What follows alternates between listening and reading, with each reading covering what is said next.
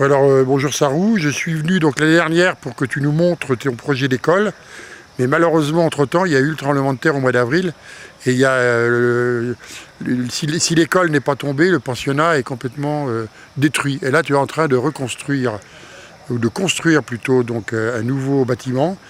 Donc dans le cadre de l'association, on a participé au financement de ce bâtiment. Est-ce que tu peux nous expliquer maintenant où tu en es dans ce projet? Alors d'abord, je vais vous remercier pour l'aide que vous avez apportée, donc toute l'équipe de quelle association déjà? Soyons Bouddha de Family. Soyez Bonat Family. Merci infiniment pour votre soutien. Alors oui, donc le 25 avril, ça a beaucoup tremblé au Népal.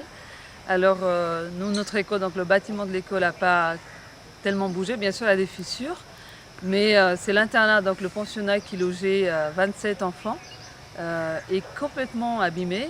On ne peut plus y habiter. Donc nous, on a quitté le bâtiment depuis le 25 avril. Et fin avril, on a logé les enfants, relogé les enfants chez moi. Donc on loue une autre maison. Tous les enfants vivent ensemble avec moi. On est une trentaine dans une maison de 2 étages. Et il a fallu construire quelque chose rapidement. Parce que voilà, vivre ensemble 30, c'est un peu beaucoup. Là, ici, on est sur le terrain de la construction.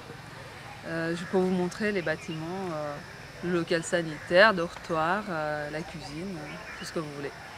Et tu penses héberger combien d'enfants ici quand tout sera Là, terminé? dans l'immédiat, une fois que le bâtiment sera terminé, il y aura une trentaine d'enfants.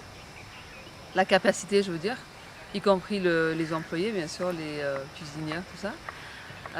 Mais dans le futur proche, d'ici 1 an, je pense, construire un autre grand bâtiment qui accueillera en tout une centaine d'enfants.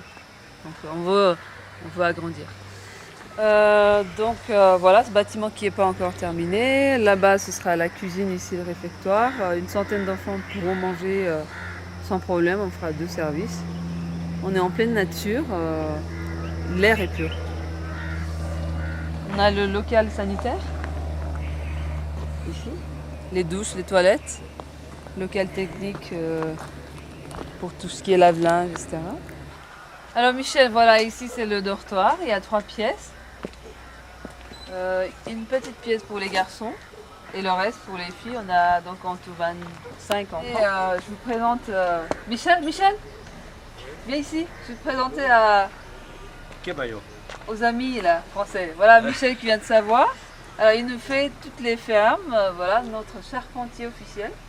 Et ça, tu fais ça pour les enfants. Ben, bien sûr, pour les enfants. Et puis, bon, c'est un peu mon truc aussi. Et puis, faire ça ou faire autre chose, c'est mon job maintenant. C'est absolument génial. Donc on est au Népal, tu es français. Qu'est-ce qui t'a poussé à venir construire ce bâtiment? Ben, ce qui m'a poussé, c'est que déjà, j'ai fait pas mal de trek sur le Népal. Et puis, bon, ben, j'ai participé à plusieurs, disons qu'à des associations de ci, de là, et puis personnel aussi. Et puis le chantier de Sarou m'a mis en demeure un petit peu d'aider beaucoup plus que je l'ai fait jusqu'à maintenant.